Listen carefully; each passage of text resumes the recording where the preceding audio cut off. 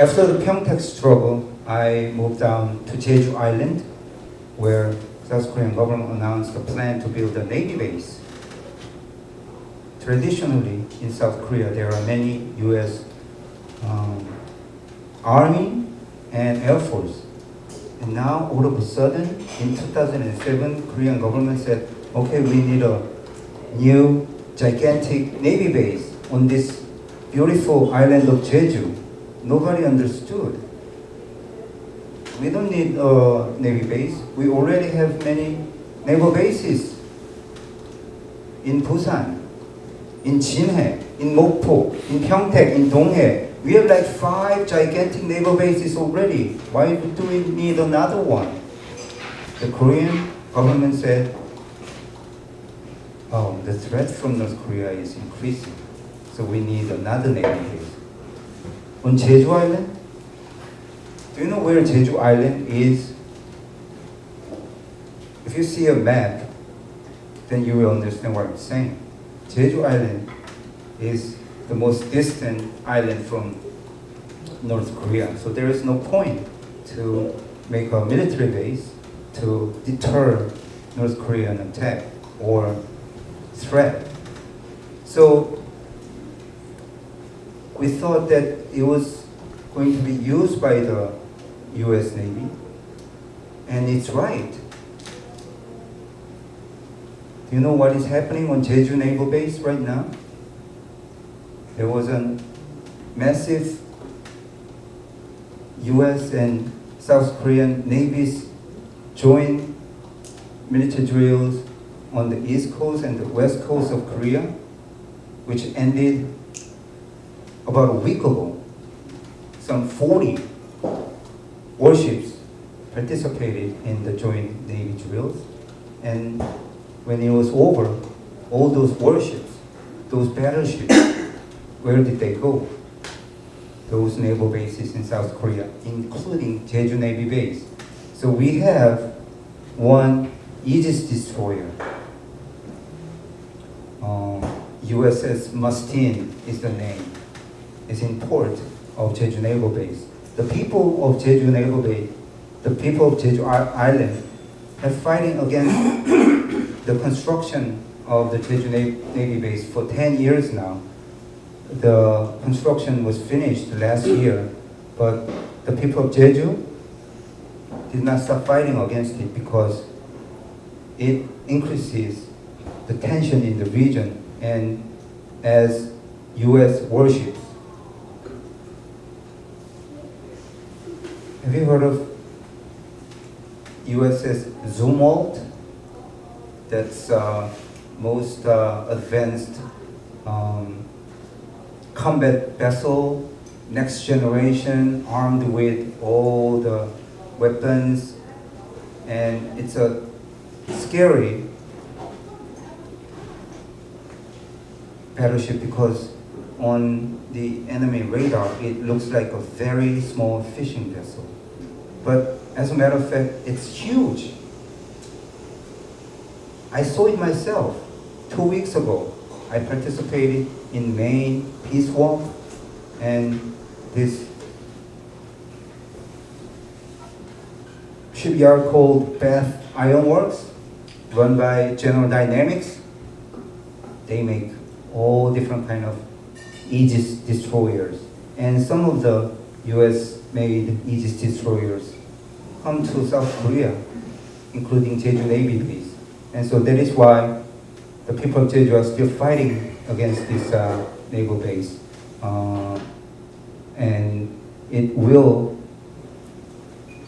put Jeju Island in the front line of US outposts against China's expansion, because what the US military is doing in Northeast Asia is to check China's expansion,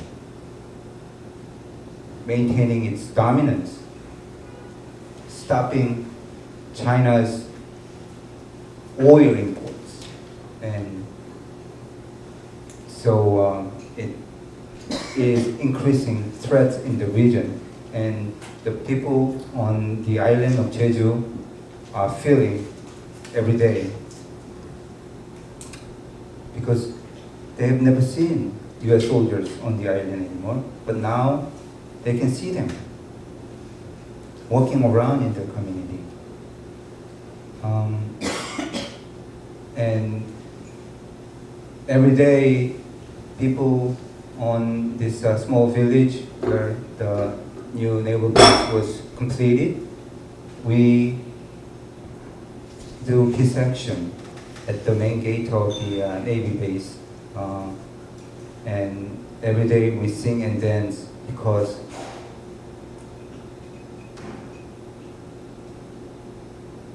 the people believe that one day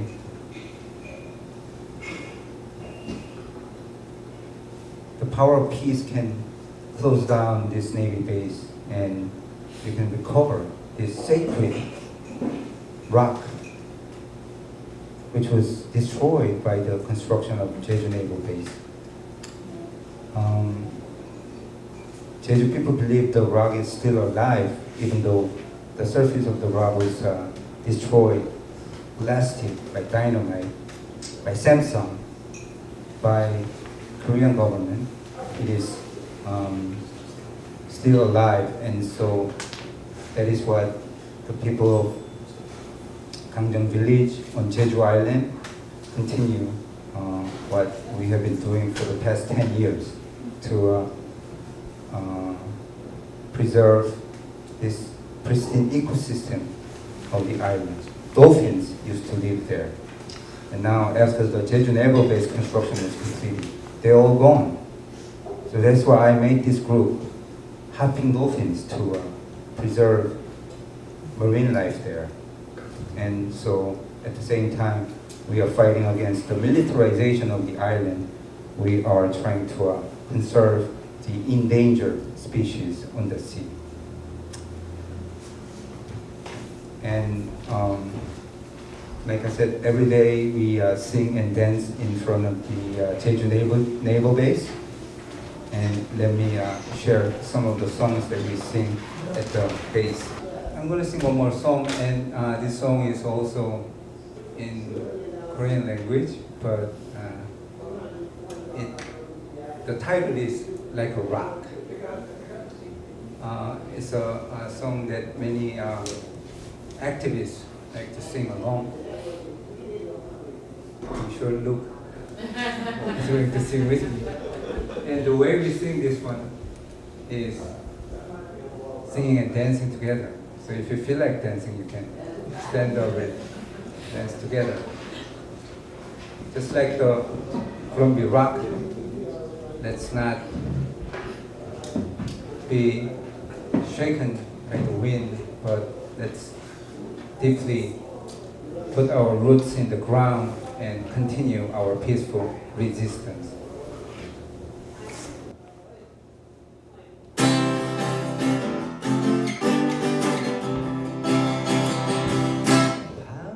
바위처럼 살아가보자.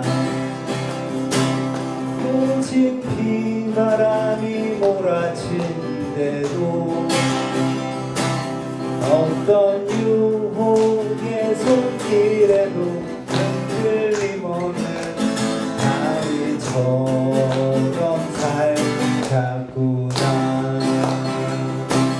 바람에 흔들리는 건 우리가 얕은 날들고 대지에 깊이 박힌 저 바위는 굳세게 우서 있으니 우리 모두 절망에 굴하지 않고 시련 속에 자신을 깨우쳐가며 마침내 올 해방 세상 우스토리에 바위처럼 살자꾸나.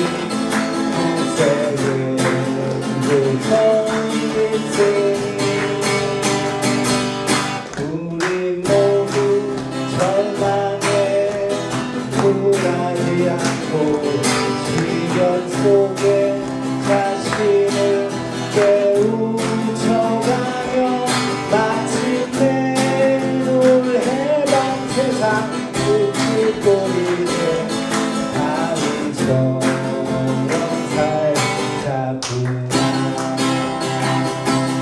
아이처럼 살자꾸나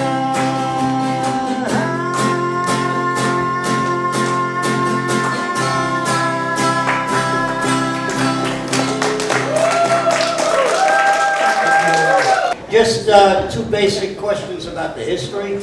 Number one, how did Korea become divided in 1945? We know that Vietnam, the defeat of the French, there was Geneva Accords, it was supposed to be reunited. The United States prevented that from happening. So number one, how did Korea become divided, number one? And number two, what was the basis upon which the United States supposedly withdrew its nuclear weapons in 1991? The United States divided Korea by drawing a line in the middle, the 38 parallel. U.S. junior officer called Dean Lusk just put a line, okay, let's divide the country. After the World War II, the Soviet Union and the United States defeated Japan together.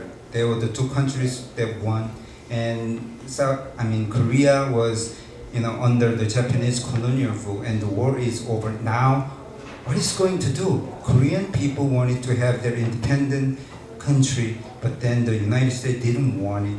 The Soviet Union didn't want it because they wanted to increase their influence in the region. The United States saw Korean Peninsula as a strategic place, but then the Soviet Union were very strong at the time. So they made a deal, and then the United States, okay, let's cut in half. I'm gonna take the south and you take the north.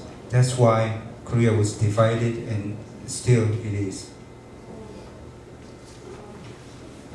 Maybe just one thing to add to that, I guess, is like Joyakgol was saying, I think there were strategic reasons for why they chose Korea.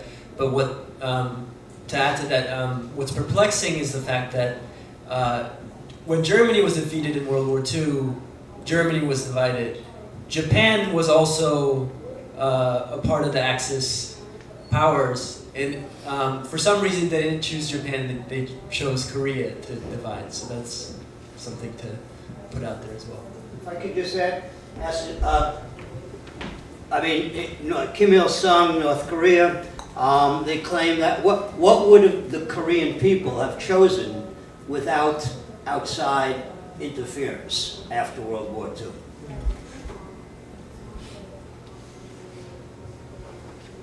Let me tell you briefly about Jeju Island. Right after Korea was liberated, Jeju Islanders set up the People's Committee all over Jeju Island to govern the island by themselves. And it was very successful up until 1947. By the time the Korean mainland was divided, and Jeju people didn't like that idea, and so they did strikes, and they organized massive demonstrations in protest of this general election that was going to happen to set up South Korean government. By electing the constitution lawmakers. And Jeju people didn't like the idea, and then fought against it, and so that was the background of the so-called April 3rd massacre, where some 30,000 Jeju people were killed from 1947 till 1954. And many Jeju Islanders say much more people were killed during the April 3rd uprising and the massacre. About 660,000 people were killed, and at the time the Jeju Island population was 300,000, so more than 1/10 of the people were killed in establishing their own government, and it was foiled by the United States military who trained Korean soldiers, who gave weapons to Korean soldiers, who gave direct orders to Korean soldiers and police. At the time in 1947, Korean government was not fully officially established. Korean military was not officially established. It was under US military control, and lots of people were killed because they wanted a sovereign state. And then, just to add a little bit, I mentioned in my presentation that there were efforts for also reunification at the time, involving many of the leaders of the independence movement during Japanese colonization period. And in fact, one of the key leaders, Kim Woo, who was a key figure, and Kim Il-sung, they, amongst other leaders, they came together in 1948 for an inter-Korean conference to precisely discuss that issue of reunification. But then, shortly after, the US-backed government of South Korea at the time, Syngman Rhee, ordered the execution or the assassination of Kim Woo. And so that also really, undermined the genuine attempts by Korean people to reunify and liberate themselves from foreign powers. Thank you so much. This was very moving and informative. I wonder what you would say that people in the United States can best do in this situation to, try to, affect things in a positive way. For example, when Jeju Islanders were fighting against the construction of the Jeju Naval Base, I believe it was sometime in 2013, Santa Rosa County in California, the county council unanimously adopted this resolution that it opposed the construction of the Jeju Naval Base. In 2014, Cork City in Ireland also adopted this resolution unanimously to oppose the construction of the Jeju Naval Base. About 2 weeks ago, we heard that Hawaii Council also unanimously passed this resolution that people of Hawaii demand Trump administration not to use any kind of military options against North Korea. The people of Hawaii demanded Trump administration that current North Korea's military crisis should be solved peacefully. It was the will of the Hawaiian people, and so it was very moving for Korean people. Speaking, I guess, as a Korean American activist, I think one thing is to change public opinion here in the U.S., challenge the narrative of the mainstream media. This is something that I didn't mention because I ran out of time. Why is U.S. militarism continuing to, make its impact in the region? Well, this war is a good excuse for the military-industrial complex to continue to profit. Just the THAAD missile defense system, Raytheon, the company that supplies the radar, Lockheed Martin that supplies the missile, the interceptor missiles, they are profiting off of, selling these weapons to countries like South Korea.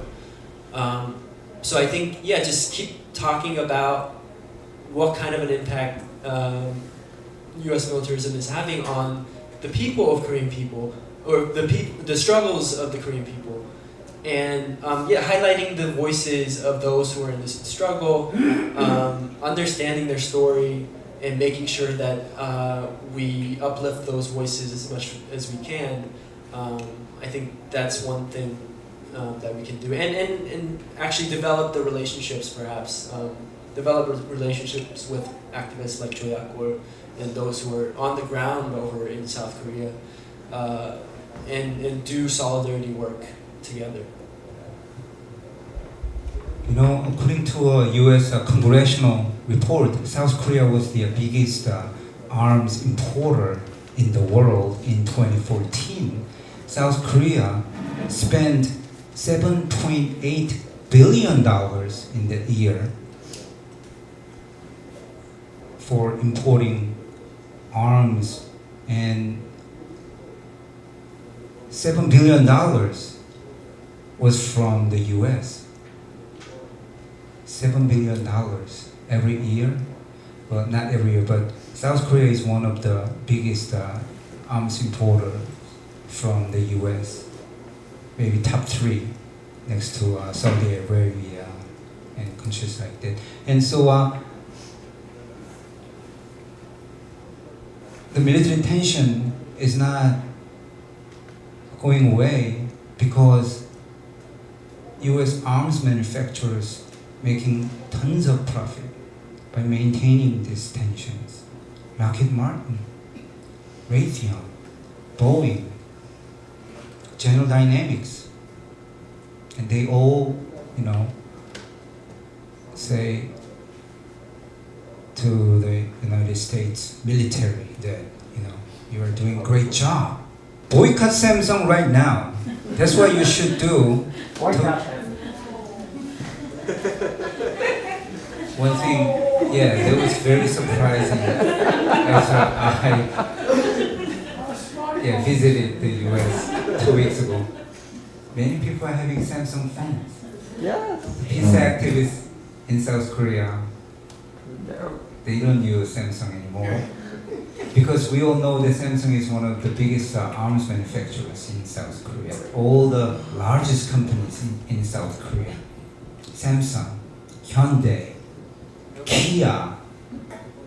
Maybe, some of you may drive Kia cars. They all, that's not a Korean company. Mitsubishi, that's a Japanese company, and it's a huge weapon manufacturer. They all make artillery, guns, armored vehicles, warplanes, combat vessels.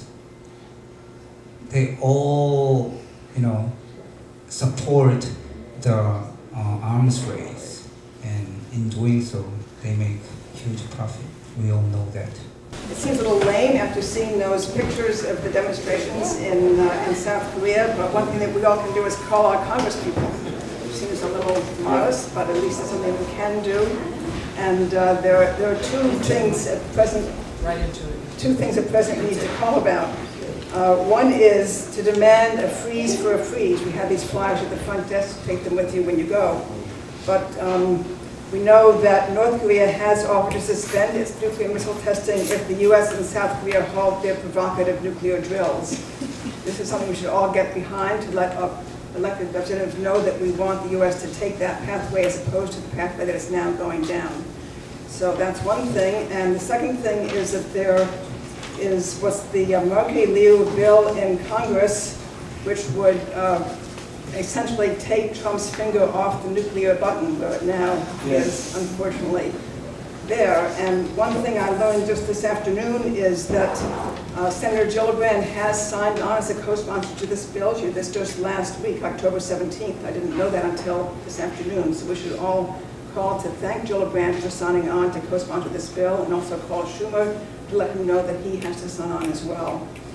And in the House, all of our Brooklyn representatives have signed as co-sponsors, and again, just about 2 weeks ago, Nadler signed on as a co-sponsor, and this is something that hadn't happened before. It's also very important. I didn't even know about it. So we should again call Nadler, especially if you're in his district, call Nadler. We're going to be meeting with Nadler for next week, hopefully. But people should call him and let him know we really appreciate his taking that action to sign on to the bill. And otherwise, I think what was pointed out to me is, again, how little we know about South Korea and how little connection we've made to the South Korean and the Korean-American peace movement. So I'm hoping out of this will come a further and much stronger connection. I just felt so inspired by seeing the pictures of those grandmothers and grandfathers sitting down in front of those military vehicles in protesting that deployment, and I just feel like nothing like that is really happening here, and we just have both a lot to learn from and a lot of inspiration to take from what you presented to us. So thanks again for making the trip and coming out to Brooklyn, and thank you for coming to South Korea.